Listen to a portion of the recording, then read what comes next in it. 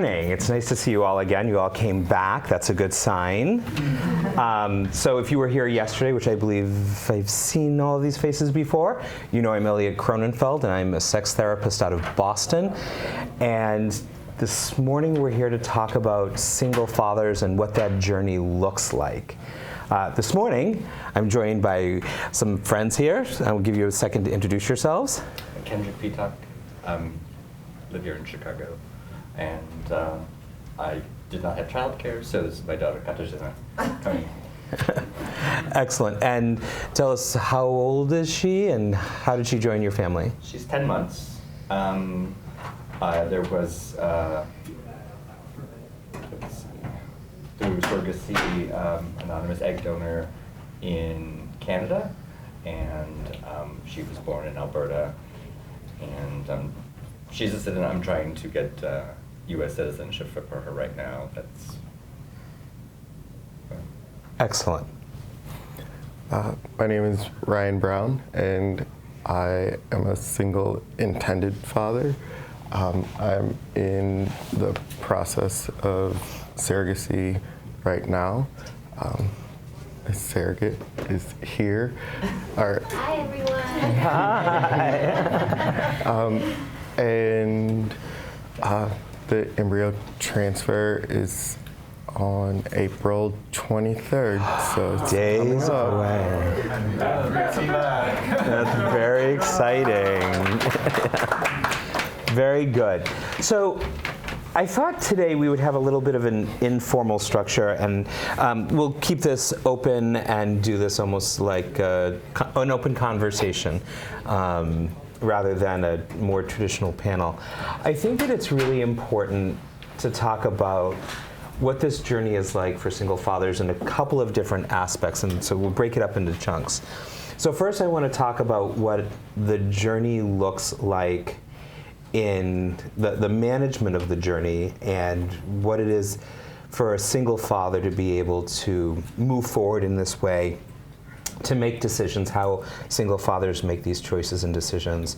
I think the second phase is really to talk about the actual journey itself and what it feels like at the different phases of the journey, and who you rely on, who is sitting in your corner, what you found as particular challenges.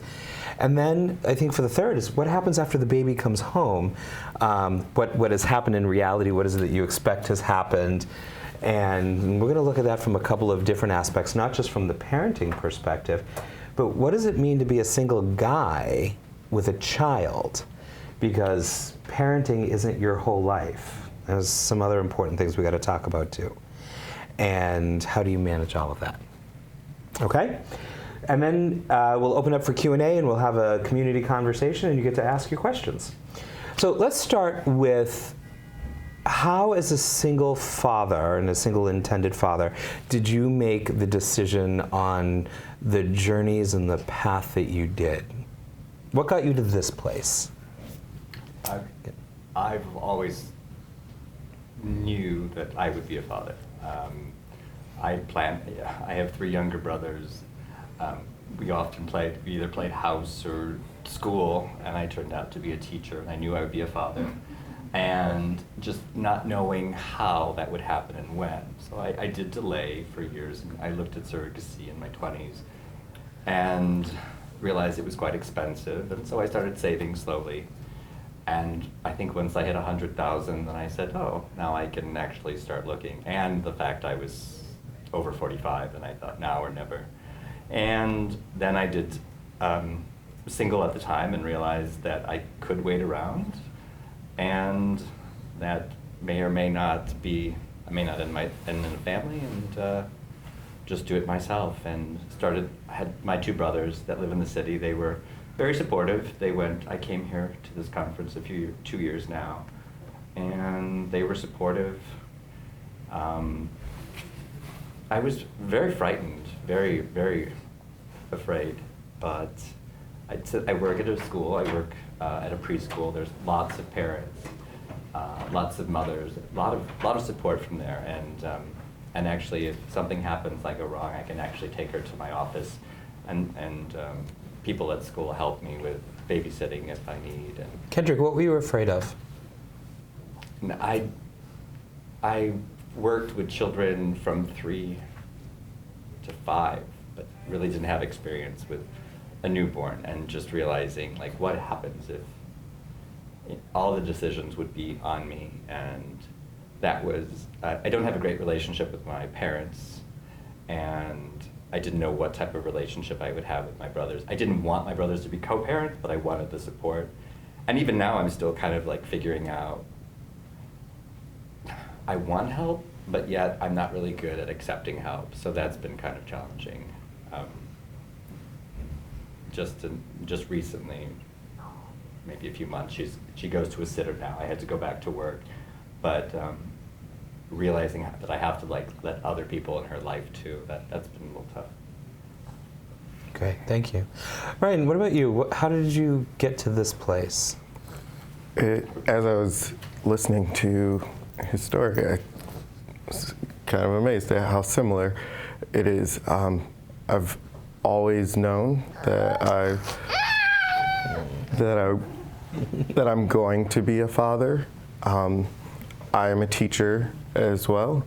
I teach high school, and I spend a lot of time raising other people's children at this point. And in my 30s, early 30s, I started down the road of adoption, and things didn't go as planned. So I decided to kind of put things on hold for a bit, and I started saving money and doing some research. And then I was actually talking to my therapist, and she said, you have to make a decision on what you are going to do, because we can have this same conversation again next year if you'd like, but I don't know how productive that will be. So I decided to stop waiting for someone who may not come along and just do what I needed to do for myself. And then I just dove right in. When you said adoption didn't work out the way you'd wanted to, how does being a single intended father force you to really face some of those challenges in ways that were either shocking to you or in ways that you may not have been expecting or prepared for? Well, because most all of this is new. Like I have no one to follow, so I have no path that I'm following behind. Yeah. So I expect for everything to be unexpected, because that's all I know. I can't say, oh, well, this is the way that this person did it or that person did it. Well, I can, because I can read and research and find other people's stories, but no one that I've watched go through the process. It's interesting that both of you talked about being at this place in your life where you felt like it's the now or never moment, that we have to make a decision to move forward if I want to have a child. Who did you incorporate into your journey in the earliest phases that either helped you to move ahead? You know, Ryan, you talk about a therapist. You know, Kendrick, you talk about your brothers. Who else did you bring in, knowing that this, even though you're a single father, this isn't an isolated journey. There is a community here. Who did you rely on? How did you talk about it? What did you say to them? What was that experience like? Well, I guess this is just my personality. I've always believed that one adult will not ask another adult for their opinion until they've already kind of made up their mind. And so I knew kind of what I wanted to do. And so I didn't necessarily ask for others for their opinions, because ultimately it was all going to fall on me to do. So I let them know that this is what I was going to do, and then they could come along with me. And so What does coming along with me mean? it takes a village to raise me. So we have to. I'm definitely gonna need some help if in one way or another. Yeah. So I told everyone that's around me, my coworkers, my friends, my family, my students' parents at this point. No, it's everyone that is in my community, and my community, like geographically, as well as just in terms of who are the people who are there for me. And what did you get for reactions? Everyone was extremely supportive. Extremely supportive. I don't believe that I got any negative reactions, and if I did, then I made it feel like they were positive because everyone for so long has just said, oh, you're going to be an amazing dad, you'll be an amazing dad, and now we're all ready. Great. Kendrick, what about you? I had a mix. I had people that, well, since I've always thought that knew I'd be dad, that friends that have known me from high school and undergrad, they're like, people stopped believing that I was. So when it came to the time, either I got the same thing, you'll be a great dad, and then I had other people who maybe knew me later in life who said, don't do this. There's like, you're giving up this, and there were people that didn't think it was the best decision. You're going to be doing it on your own, you're not. So that kind of filled me with a little bit of fear, but overall, I mean, when I had my brothers, that's my main support. It was all right. Okay. When partners go through this journey, there's a cost and a benefit to that, right? The benefit is you have somebody in your corner 24/7 who's experiencing the same things that you're experiencing, and who has to make the same decisions you have to make.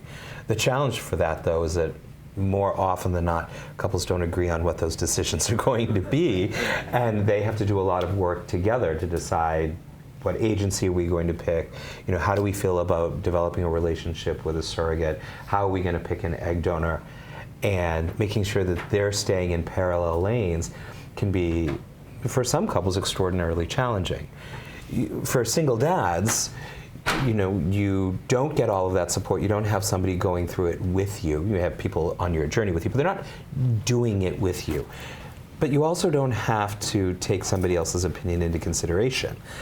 So there's also a cost benefit here.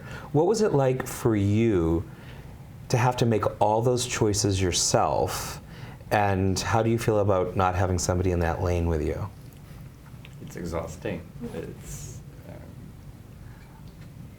There's one, I thought about that too. If I had a partner, then it would be, and just even how when I would have my classroom, how I would want things to go as the head teacher in the room, and how difficult that friends who have partners that might have different philosophies on how to raise children, and that didn't, I've always knew in my head how I was going to do this, how I was going to raise her, and it might be difficult to be in a relationship with someone after I had wrapped my head around how I was going to do this. But then it's also very, like, every question, everything that might go wrong, like, you have to make all those decisions on your own. And in the beginning, I have a good relationship with the surrogate. She lives in Alberta, so we were on FaceTime for a lot, and she did help me in the beginning a lot. And then you just sort of develop a sense of confidence over time. But it is lonely. Mm-hmm.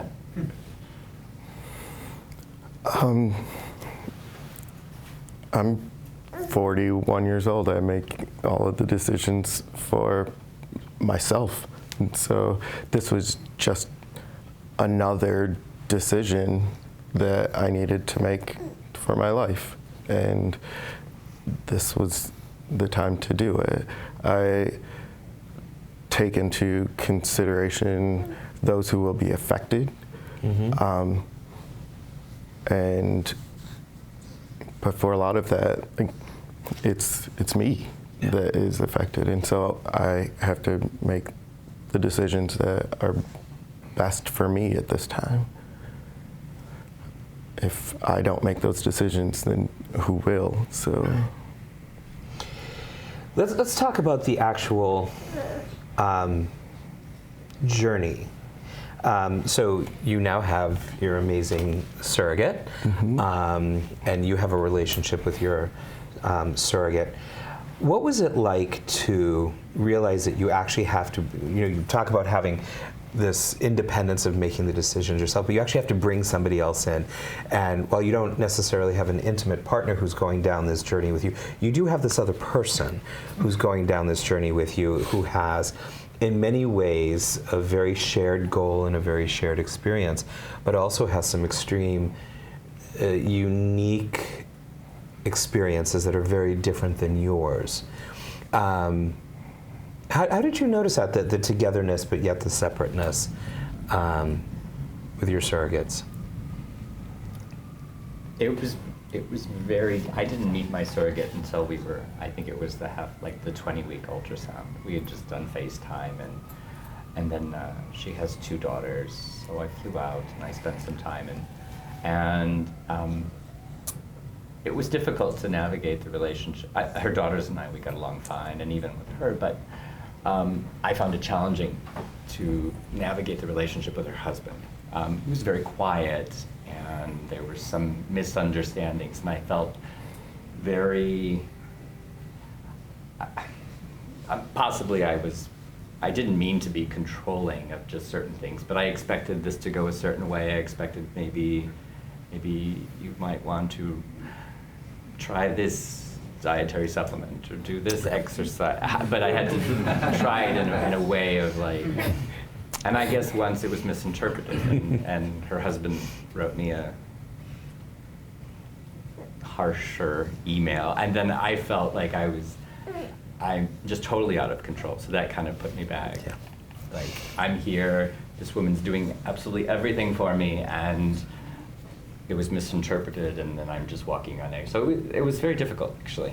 I wish that she was maybe closer and we had opportunities to visit more, but So that really does speak to a lot of the things we talked about yesterday, right? Yes. And really making sure that you're having a solid relationship from the beginning. Go meet her family, have a relationship with her whole family, not just with her. And she is going to go to McDonald's, right? like she has a life. And the hard part is because we get so wrapped up in this thing that we have hoped for so long, and we've saved so long for, and we've worked so hard for, and we've had some disappointments along the way. But she's actually done this before. She knows what she's doing. And it's a kind of control, after we've held control for so long, that we actually have to let go of. And that's hard. It's really hard. For you. One of the things that I realized very early on was that I cannot control everything that is going to happen. I can control the things that I want, but that doesn't necessarily mean that those are the things that are going to occur, and it may not happen on my time frame or the way that I predicted it would happen, but and so as soon as I let that go, everything became a lot easier to take in. That there are so many unexpecteds, but they're unexpecteds in the sense of all of the positives that occur. everyone who is important to my journey right now in terms of getting me here is in this room right now. I saw Chris walk in, and I don't know what his title is. I created a super long title for him, but he has helped me through everything that I don't know. You don't know what you don't know, and so he just kind of steers me in the right direction, and then I go there, and then there's Leah and Ariel and her family, and this, I have to believe that although I am not in control, I'm moving in the right direction, and I'm just going to stay positive that whatever happens is the right thing. You said a word that made my ears just perk right up, which is the word unexpected. And I'd like to hear from both of you on the things that were unexpected, both in the realm of being challenging, the things that made you question yourself, the things that made you take a step back, and the things that were unexpected that were true gifts in this process. Kendrick, what things were unexpected for you? Are you thinking more of the journey or afterwards? I think throughout the whole thing, like, where did you find unexpected?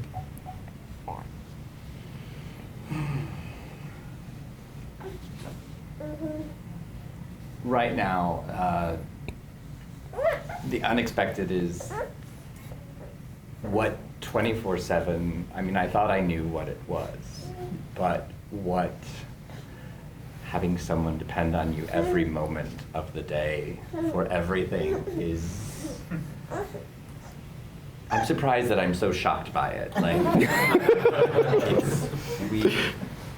we've been away for, 8 hours for work, but other than that, like, I cannot go, I mean, she goes everywhere, and it's a lot, and I guess I didn't realize how much it was, even though I have like some background with early childhood, and yet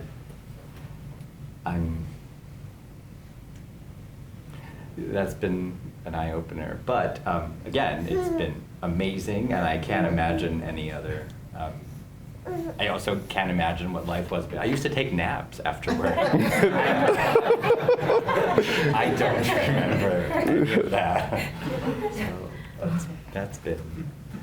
And I forgot a lot listening to the journey. I forgot everything about, donor matches, and I didn't know what that was. And if a match fell through and then being rematched, I had like 5 rematches before I had the donor. And then embryos that, when you have embryos, you think that, okay, you're on the road, but then the embryos didn't go past day 5, and then that was a setback. But I didn't know any of that stuff. So it was just like every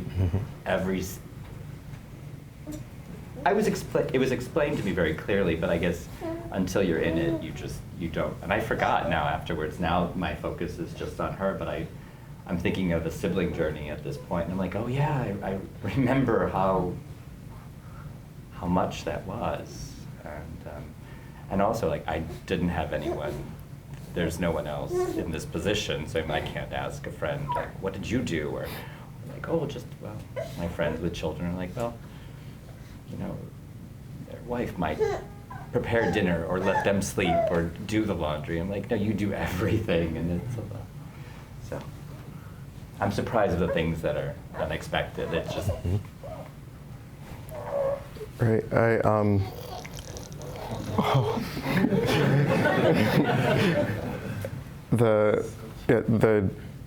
The donor matching was that was a process that I was not expecting to be as difficult as it was, and it wasn't necessarily difficult in the sense of, oh, this is so very hard, but it's like there's just like a spreadsheet with so much information that it was hard to process that, because I would see this information and think, I am thinking about the entire future of someone else's life based on this spreadsheet, and I didn't know. I didn't know. Like, so reading all of that, it's like, oh, her father is too short. And then, like, it's like, and then I had to figure out how to navigate that. Like, if you meet someone out, you take in what they have. But when you have everything about someone's life put before you make that decision, that was unexpected, definitely. Yeah. And then when those embryos don't make it past day 5, I read the literature, and this is what it was supposed to do. This is what was supposed to happen, and I had a time frame, and everything was already mapped out, and that is not how the world works. Yeah. So then I had to reevaluate that plan. So, You know, I think some of the things that were really unexpected for me was one, and that when I was just so grateful that the kids went to sleep, and that it didn't make me feel like a bad father. I was just really relieved, and realizing that as much as I love my kids, that I do need my time, and that was a little shocking to me. I also realized that my favorite moment, particularly with my daughter, different kids, different personalities, but my favorite moments with my daughter were the 2 a.m. feedings. And I loved that moment. And I actually cried when she started sleeping through the night, because I felt like I was being robbed of that moment, because there was something about, in the stillness of the night, she would just be right there on my chest, and I would feed her, and we would sing, and we would rock. And it was that one moment where everything else went away. And I was like, oh, this is why I did this. I remember. It's not the home run that went up her back earlier, or the laundry. Oh, wait, you'll get the home run. Right? And all of that stuff, and it all melts away. And at 2 a.m., that's when we used to have our moments. And how unexpected it was that sleeping through the night, this thing we all look forward to, was actually really a sad moment for me. I want to kind of jump forward a little bit and talk about when the babies are in your home. One of the things, at this stage of the process is we're so focused on how do we bring a baby into our house? What is the medical process, the legal process? How do we build relationships with the surrogate? But, and there may be guys in this room who are single by choice, right? And that's a great choice for some people. Some of you are single not by choice.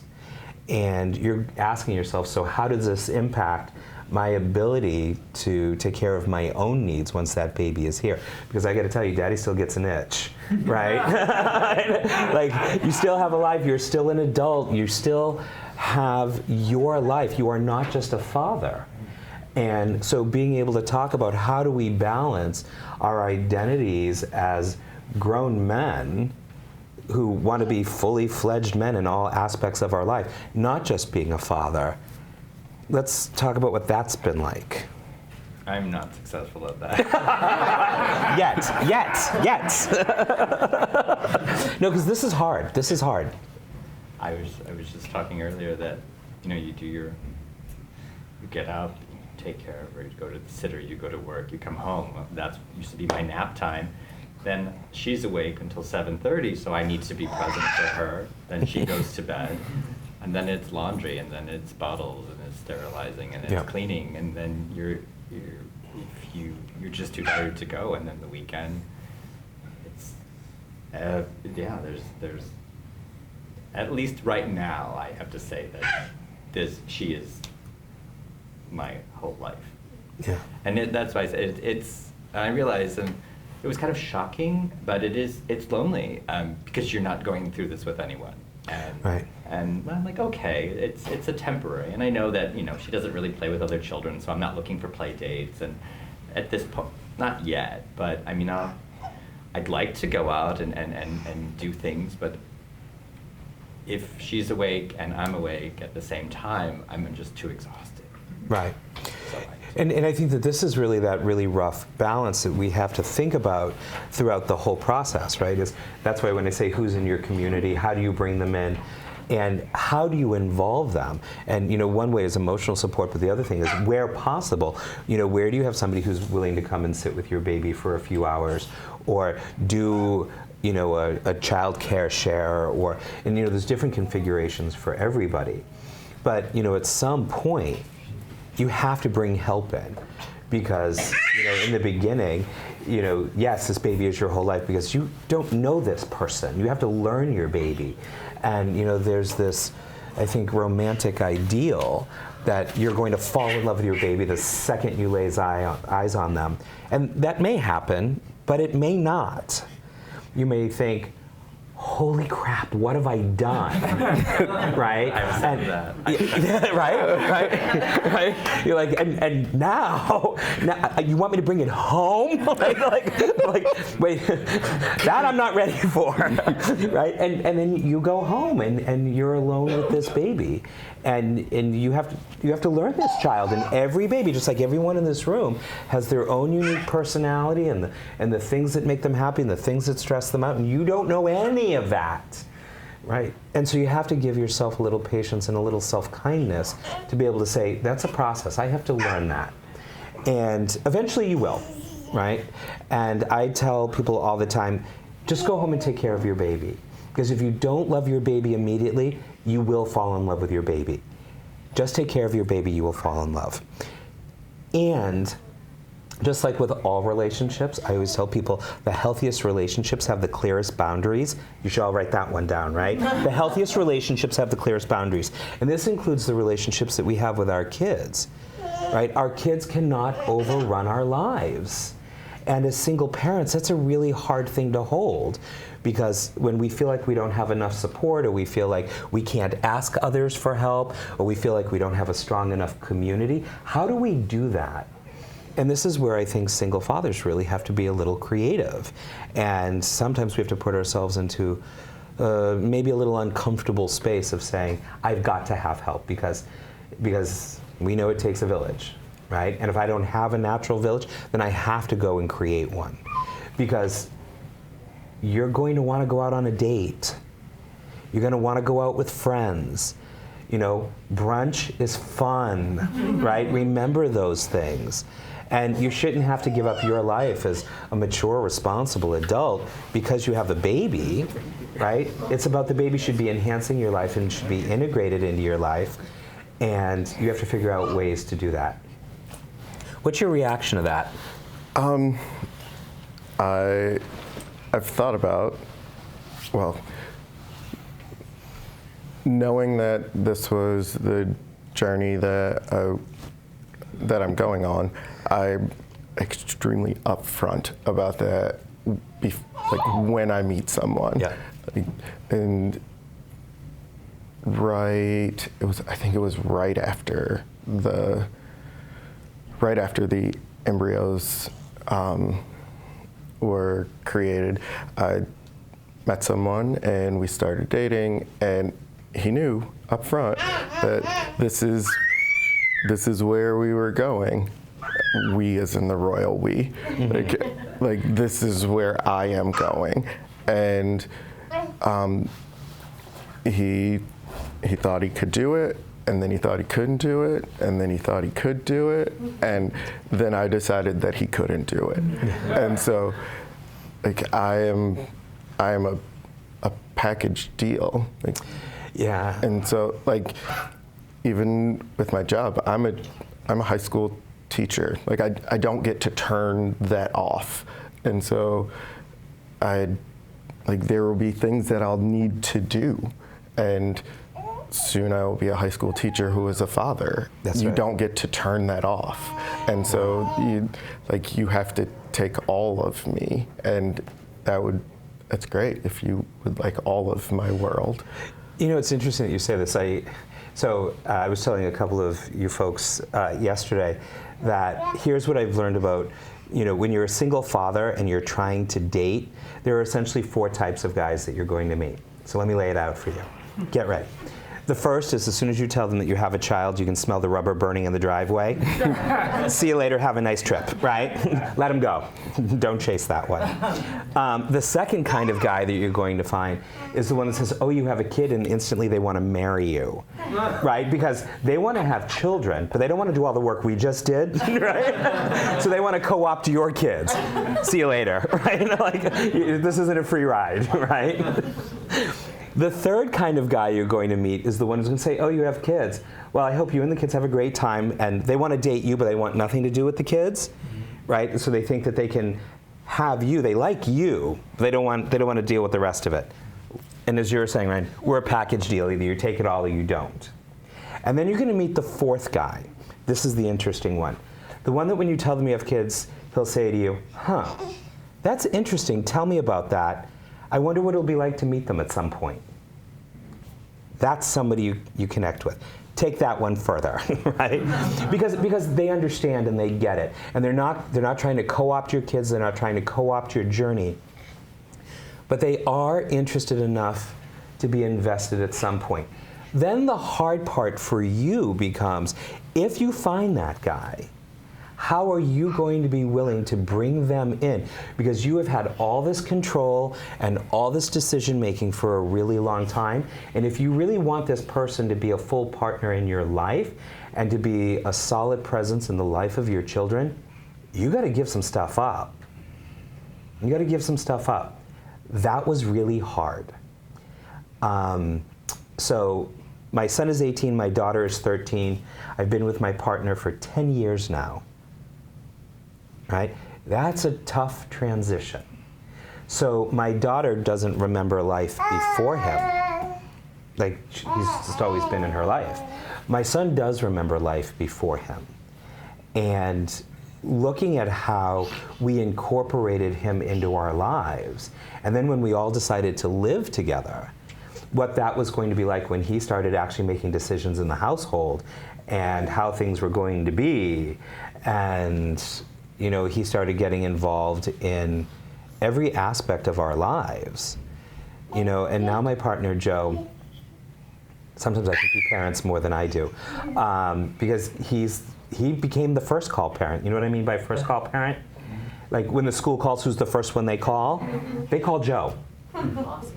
Yeah, it's amazing because, I have a job where, I see clients. I can't pick up the phone in the middle of a session, right? So they call Joe. Joe leaves work and he goes and gets the kids. Joe coordinates transportation. He coordinates play dates. He plans birthday parties. Like, he has become, I'm very, very grateful for him and very thankful that I was able to find somebody who was able to step into that role and who the kids could attach to. But I will tell you, the pickings were slim and the shopping was hard, right? But it's not impossible if you keep that perspective. But it really means, as a single father, what you really have to do is you have to be willing to let go of control, and you have to find the way to build that village if it doesn't exist, and that's super hard. I don't want to make it sound easy because it's not. Thoughts? I was thinking one of the things is that I've realized that I have to have balance with most everything. Yeah. And I attempted to fill voids with other things. I would just work a lot, or sleep a lot. And so I needed to find the balance between who I am overall, just be me completely in a healthy way, and then things started to kind of fall into place. Yeah. What about for you, Kendrick? During the time of my embryo transfer, I met someone and I had dated, and but what you say about it was so it was just bad timing, I suppose. Just a lovely man, but there was so much about this journey that I had planned my whole life, and I knew what I was going to, or I thought I knew what I was going to do, and I make these decisions, and after she was born, and they were my decisions, and so he was just basically dating somebody who had a child. It was not, and I wasn't open to opening my life to him at that time. Looking back on it, I see that it must have been very difficult, uncomfortable. I mean, I don't think I could do what he did. So it was me and my child, and then the person I was dating. Then that was not really I see it now, looking back, and I'm sure I would do it differently. I hope I would, but again, like right now, it's just not even, I can't even imagine. I mean, I can't even keep her still. It gets worse, by the way. I can't keep my 18-year-old still, so. Yeah, you know, and I think that, to your point, I think that one of the hardest things that I had to learn was that if I really wanted to have a meaningful relationship, that, and I said this in the large room yesterday, and I want to reiterate it, which is I had to put my relationship above my kids. And, you know, after being so focused on being a single parent and being responsible for everything and doing everything and holding their emotional well-being, that, you know, I finally found a live one who I actually liked, which was crazy, and who was good to me and good to the children. That if I really wanted to nurture that and make that happen, I had to prioritize the relationship.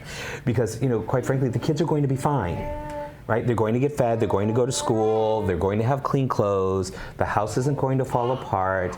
And, you know, it's actually really good parenting to let the kids know that you're actually not the center of the universe.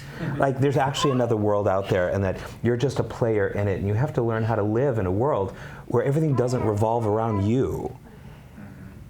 And when I was able to put that together and I could start to prioritize my relationship, what I also began to notice is that in doing that, I was actually being a better parent, because what I was doing was modeling for my children what a healthy relationship looked like. Here's how you treat a partner, and here's how you should expect a partner to treat you. That if you want to have a relationship, let me model healthy intimacy for you. And in doing that, and it allowed me to start getting my needs met, and I actually brought in the world for my children. But that is a really hard transition to make, right? But when you find that person and to say, I'm going to put this relationship above the day-to-day stuff for the kids, you are not neglecting your children. You're still doing the job. But if you don't make space for him, he can bring all the Valentines in the world, he ain't getting in, right? So you've got to make space for him if you meet him. So, all right, we have a little bit of time left. Before we go to final comments, I'd like to open up to questions, right? You've been sitting here listening to us for a while. What questions do you have? What would you like to know? What's your reaction to what we said? Even if it's just a reaction. I'd like to know the time that happens from the beginning of the journey until this point. How long it took. The timelines. Yeah. Kendrick, what was your timeline? From my first phone call to fertility clinic and surrogacy, it was under 2 years. It was about maybe 16, 18 months. It may have gone quicker. I went through, I think, 5 different donors, but as soon as I had an embryo, the transfer went, it was the first time. So if I would have been matched successfully before, it might have gone. But then I heard sometimes that sometimes transfers take a while. So I guess it's under 2 years. Okay. Great. And what about for you, Ryan? I am June 13th, not this past June, but the one before that was when I made the decision, okay, let's start. And believe I had my first meeting with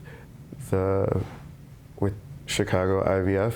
It was I think close to the first day of school, so it was like August, and at that point, then it's just an imaginary timeline because things are going to happen. Yeah, my timeline is really not a baseline I would follow because I did an approach that I strongly would not recommend, which is I was chasing adoption and surrogacy at the same time. Don't do that. Don't do that. But don't forget, this was also 20 years ago when we didn't have men having babies, and openly gay men didn't try to have children. There really was no model for me. And so I was trying to figure it out as I went, and I didn't know what would work. I just knew that I wanted to have children.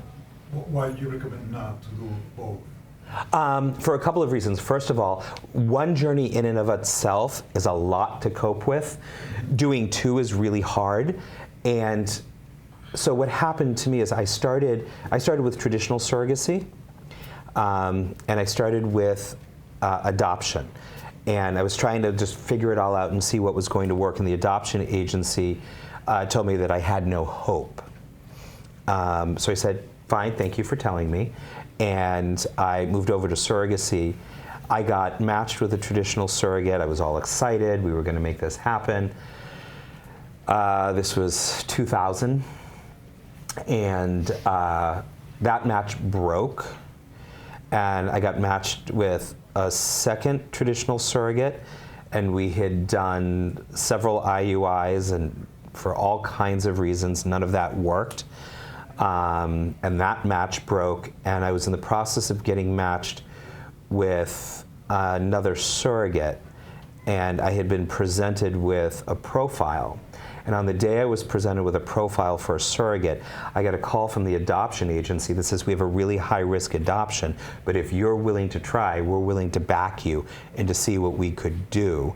And they sent me the profile of this amazing child. And our birthday was the same weekend. Like, there was just all these things. I'm like, he looks like me. He doesn't look like me anymore. But at the moment, he looked like me, right? And I thought, oh my God, I have to meet this kid. So I put the surrogacy on hold. I flew to Eastern Europe a couple of times. And after a very long and challenging, very harrowing experience, I brought my son home. And so then I was like, okay, I need to figure this out. Like, let me just stabilize all of this. And then when my son was, I felt stable, and I was stable, which took a while. Then I went back and re-engaged the surrogacy again. Like, I'd already paid all of that money, and I was already in the process.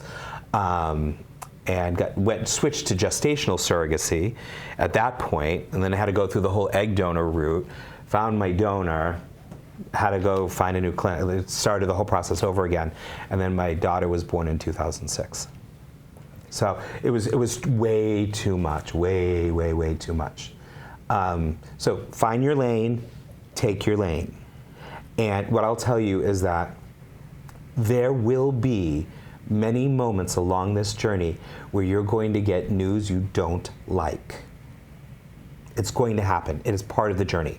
And what I tell people, that's the primer for parenting. If you can't handle that, you're not ready for the kid, right? Because that's parenting, is learning how to deal with those moments that you don't like. And every time you hit one of those moments, there is no such thing as good data or bad data, right? It's just data. And it just tells you it's time to make another decision. Am I going to go left, or am I going to go right? And that's how you're going to survive this journey. Right? Don't get overly emotionally involved in every time you get news you don't like. There's welcome news and unwelcome news, but it's not good and it's not bad. It is just a time to make a decision. That's how you keep your sanity about you. After your baby comes home and you're exhausted and you have no sleep, then you can lose it, because that's justifiable, right? Because that's real. But in the journey, keep your head about you, right? Also, in terms of that timeline, there's a lot of hurry up and wait. Like, we have to get this done really quickly, and then there's nothing for a long period of time, and then it's like, now do lots of things really fast, and you just kind of I've gotten kind of used to it. Yeah, have some good hobbies. Seriously, don't lose the places where you find joy, right? I happen to be a maniacal knitter, and I made more sweaters. like everyone I knew got sweaters. Gotta do it. And it became a maniacal thing. Like, my local yarn store loved me. I'm walking up, let's take it all. And so you'll find whatever it is. If it's gardening, if it's stamp collecting, if it's reading, I don't care, going to the gym, whatever it is, you've got to take care of yourself in this process, because this process can be really overwhelming. Take care of you. Take care of you. Other reflections, comments, or questions from anybody? I do have a question, being that you're in this process. How did you decide whether to do a single or a two transfer? How did you decide on the profile? You said you went through a lot of profile. Was it a gut feeling, and your GS, how did you decide on her? Is her a good match? In terms of selecting the egg donor, she's an anonymous egg donor, and I had to narrow down, these are the things that I think are genetically important. I had to believe that everyone who was there was healthy, and so like that I could let go of. And then I had to think of, okay, so what are the other traits and qualities that are genetic that I find are important? And there are a lot of things that I realized that I just like let go of. You cannot create, like, I'm not like baking a cake, so I can't put things in that are not there. So I went through and I found those qualities, and then I put them in order because she may not be available. And so I do believe that the egg donor that I got the second time, because the first batch of eggs that were made into embryos, none of them made it, and that was rough. But then I believe that the second group of embryos, like, those are perfect. And then Chris introduced me to Leah. He actually introduced me to a couple agencies, and I started with one, and it was really just a gut feeling. And I sent a message to Chris and said, I don't know why I don't feel like I want to work with him, but I know that I don't, and so I'm not going to. And then I contacted Leah, and it just felt right, because again, a lot of it is just on paper, and so you're just getting information, and so I just had to go with my gut.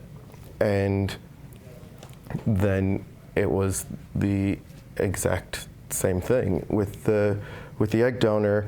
I looked at that information as genetic, but with the surrogate, it was more personality. Like, am I going to get along with her? Like that was more like awkward online dating, kind of. Like, and so. They call it mating. Yes, and so when there were a couple others that profiles that Leah gave me, but then when she sent Ariel's, I knew immediately. But then I told myself, maybe you're just like being excited, and so I waited a week to then think about it some more, and I read it again, and I was like, no, she's the one. This isn't just I'm trying to jump in, and it's been great. I met her today in this room, and so this is the first time that we have met we're all face to there. face. That's pretty cool. Yeah. Yeah. So did you decide on one or two? Like, So then there's the decision of 1 or 2, which from the embryos that were created, only 2 made it through the 5 days. And so there are 2. There's 1 male, 1 female. And I listened to a lot of people and the information that they gave me, and I didn't want to make a decision, and then she said 1, and I was like, yes, 1. okay, that's great. So I want to just piggyback on the question you asked about how do you make those decisions. And before we move to final comments, I want to talk really quickly about picking a donor. When we start looking for donors, we're looking for the perfect donor. There's no such thing as a perfect donor. All right? I want you to change your point of reference. There is no such thing as a perfect donor. I want to challenge each of you as you look at donor profiles to change your lens. So, to be a good donor, she's going to have to be healthy. We know that.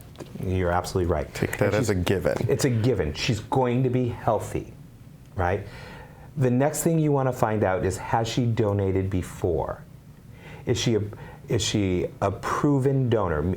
And what you want to find out is not only has she donated before, but has a child been born of those eggs, right? Has her eggs gotten to a live birth?